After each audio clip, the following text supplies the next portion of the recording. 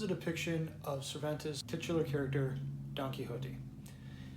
The work itself was written in two parts between 1605 and 1610 and depicts the exploits of Don Quixote. This particular depiction is brass, aluminum, and tin watch parts with metallic ink on black matting board with a wooden frame. Now, why am I showing you a picture of a book character? Well, because much like the actual book, this depiction is fraught with contradiction. In this case, we see a man and a horse depicted with immovable metallic pieces.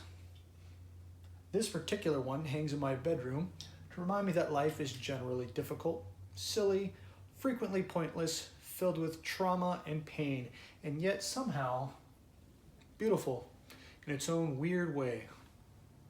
Written in Spain during the latter Renaissance period by Miguel de Cervantes, it depicts the story of Alonso Quijano, or simply Quixote more informally, a nobleman of La Mancha who quite literally has lost his mind reading the romantic tales of knighthood and chivalry, goes on a quest to reignite the chivalric virtues across Spain. Quixote famously did not see the world for what it was. When we meet him, he's already on his quest for knighthood, and he happens upon Sancho Panza, a peasant who gets rolled into Quixote's shenanigans trying to keep Quixote from harming himself or others, but who Quixote regards as a faithful squire. Quixote was, well, nuttier than squirrel turds. Initially regarded as a comic tragedy, the story includes some, wackiness from jousting windmills to skipping out on debts and starting fights that are wildly unnecessary. Quixote spans the gap from slapstick to cuttingly clever. The influences of Don Quixote are hard to ignore. We even have a term to describe a pursuit that is largely pointless insofar as it is to be insane. A quixotic endeavor, as it were, echoes through written works all the way into cinema today. The best parallel might be in the as-yet released feature film adaptation of the work by Terry Gilliam, well known for similarly outlandish but clever films like Brazil and 12 Monkeys. Gilliam has been working tirelessly on this film for more than 12 years, and despite studios backing away from it time and again like it's going to give them Hep C, he persists because that's who he is, just like Quixote. And Quixote underlines that seeing the world for what is possible rather than exactly what it is isn't intrinsically a bad thing.